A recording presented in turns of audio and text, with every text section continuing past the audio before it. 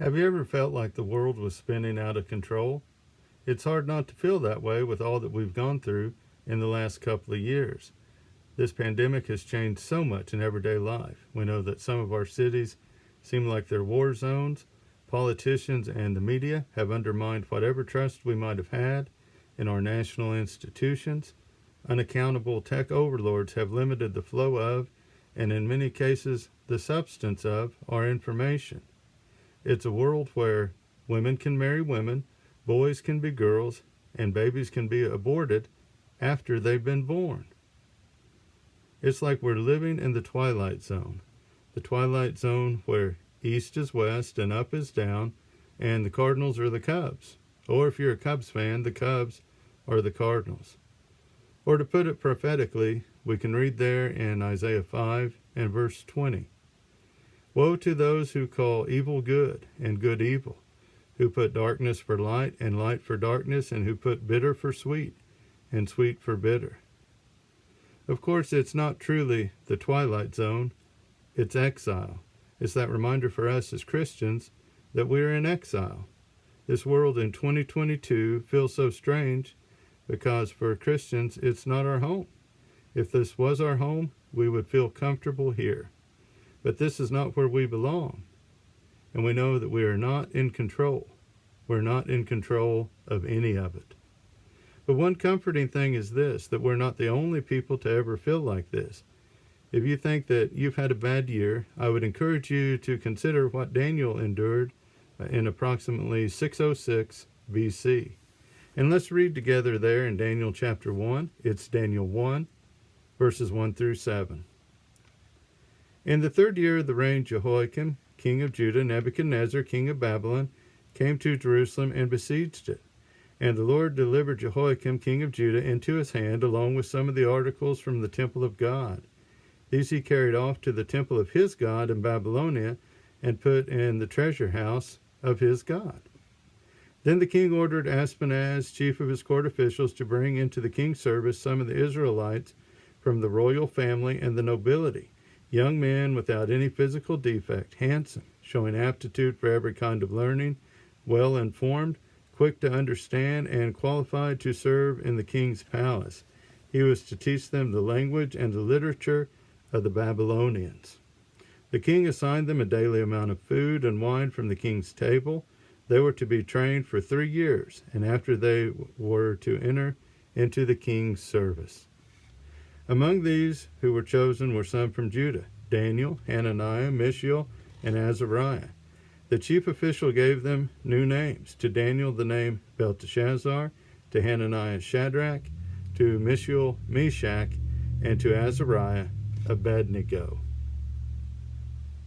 Now likely when Daniel was 14 years old, he was relocated from his home and taken to Babylon, about 900 miles away. Now you might ask, why 14? Well, that's the typical age in which young men began their higher education in the culture of Babylon way back in those days. And education, and more accurately in Daniel's situation, re-education, was what the king had decreed for Daniel and his associates. They took the cream of the Jewish crop to be trained in the Babylonian bureaucracy. You could call it Babylon University, if you will. And basically it was to put all the Babylonian culture in and to try to take the Jewish culture out. This training lasted for 3 years, and they would be reprogrammed with the literature and the language of the Babylonians.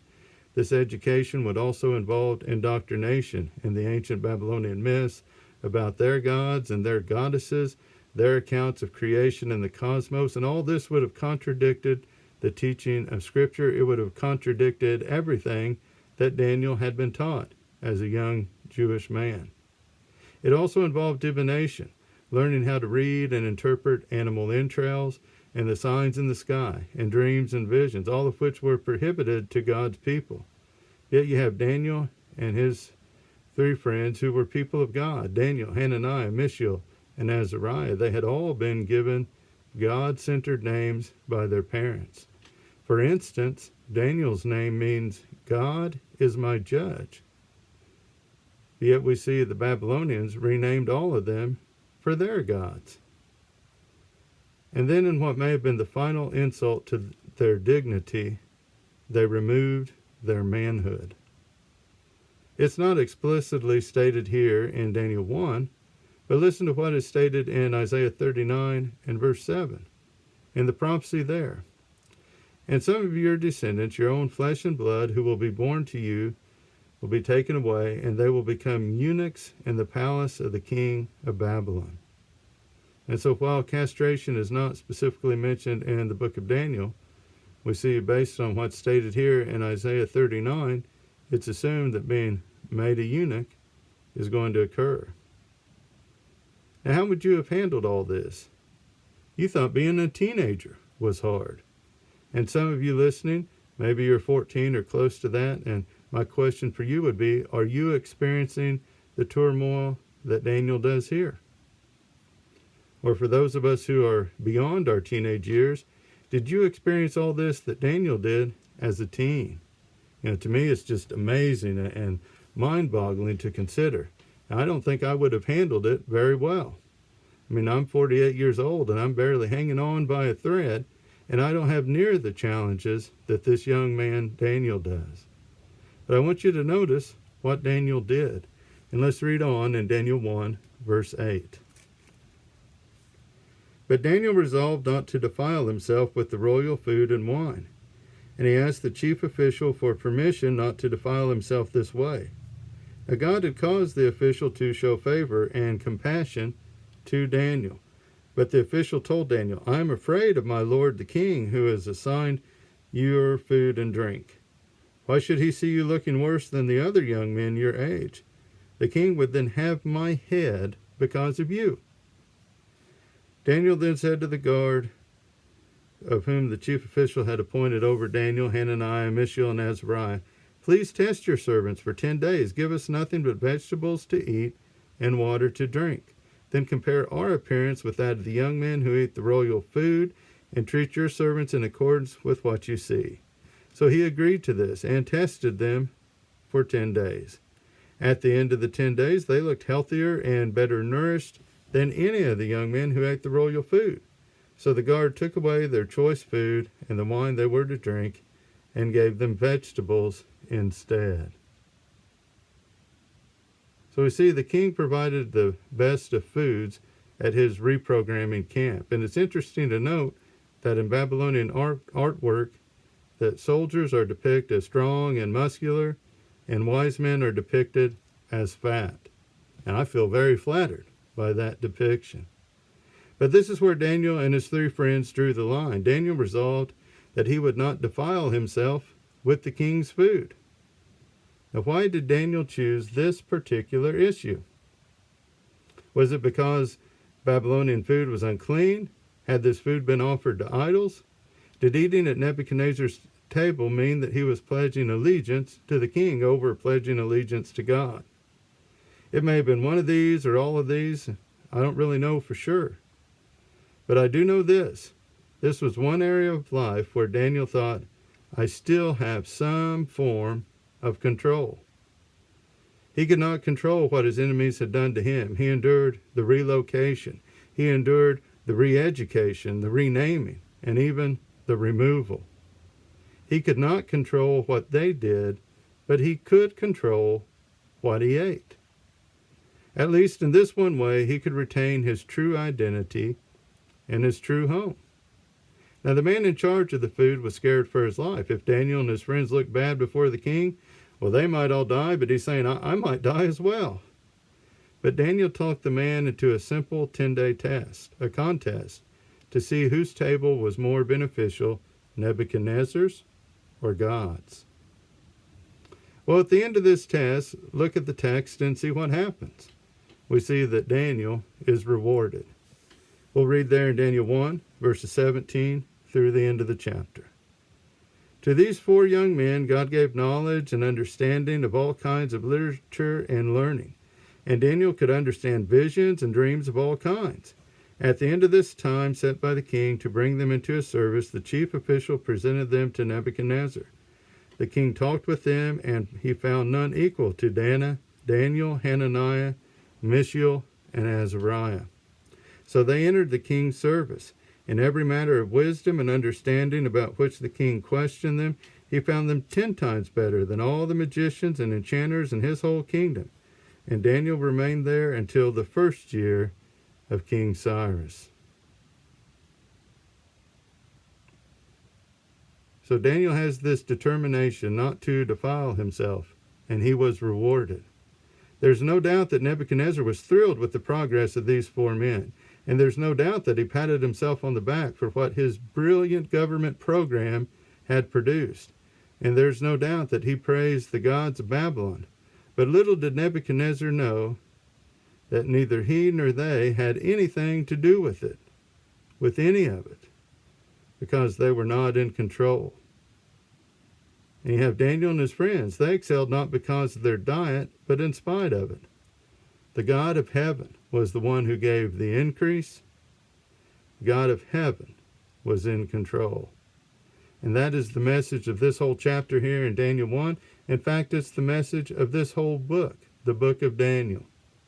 Perhaps you noticed in this chapter, as we read, of how in Daniel 1 verse 2, the Lord delivered Jehoiakim into his hand. Nebuchadnezzar would claim the victory if I did this, but God was the one who gave the victory to him. Daniel 1 verse 9, now God caused the official to show favor and compassion to Daniel. Daniel was the one who asked a favor from the official, but it was God who gave Daniel that favor. Then Daniel 1 and verse 17, out of these 4 men, God gave knowledge and understanding of all kinds. These 4 learned a lot, but it wasn't because the king had the best administration and teachers, or it wasn't that these 4 were the sharpest nails in the box. God was the one who gave them the understanding. When we study these stories in children's Bible classes, the emphasis is almost always on Daniel. Of look at what Daniel did. Dare to be a Daniel. But Daniel was no more in charge of his diet any more than Nebuchadnezzar was in charge of his deportation. This is not really a story about Daniel. Ultimately, it's a story about God. God is in control. He has always been in control. He will always be in control. He was in control in the waters of creation and the waters of the flood. He was in control of the Exodus and the wilderness wandering and the conquest of Canaan. He was in control of the exile and the return from the exile. He was in control in spite of Pharaoh, in spite of Nebuchadnezzar, in spite of Cyrus and Caesar. He was in control of the cross and the resurrection, and he is still in control today. But it's not always easy to understand what God is doing. I don't know exactly what God is doing in the twilight zone of an exile that we're in right now. I don't know what he's up to with this pandemic, the protests, the politicians, the media, and then thinking about all these societal changes in one direction or another. But I do know this, as we think about God, he's got the whole world in his hands. There is not one thing that occurs on this planet that is out of his control or of which he is unaware of. And because God is in control, I can rest assured and I can be faithful. I can trust and obey. I can make a stand, even in exile. My enemies can relocate me, re-educate me, and even rename me, but they cannot destroy my dignity, and they will not erase my identity. They did not make me, and they cannot break me. Now, they may try to control me or cancel me, just like they did Daniel. But did you notice? It didn't work with Daniel. And if we keep the faith, it won't work with us either. Look there at Daniel 1 and verse 21. And Daniel remained there until the first year of King Cyrus. That means it wasn't Daniel who got canceled, it was Nebuchadnezzar. He outlasted the king after Nebuchadnezzar, that dynasty, and even that empire. Daniel not only survived, but thrived through his life in exile. And the good news is, we can too. And here's the game plan for us in 2022. Acknowledge who is really in control, that God is the one who is in control. Trust that he knows where his people are and that he cares about what his people are facing. Obey his will and obey his word, and you will know his blessings both now and forevermore. To me, as I reflect upon chapter 1, I don't think that Daniel would have thought, about 2,600 years later, people will be studying about my life. And we think about why. Why do we still do this? Well, it's because he was a young man who knew firmly in his heart God was in control. He trusted and he obeyed, and he was a blessing to others. And the message for us today is this: you and I, do the same. Know that God is in control. Live by faith. Trust him and obey him and be a blessing to others.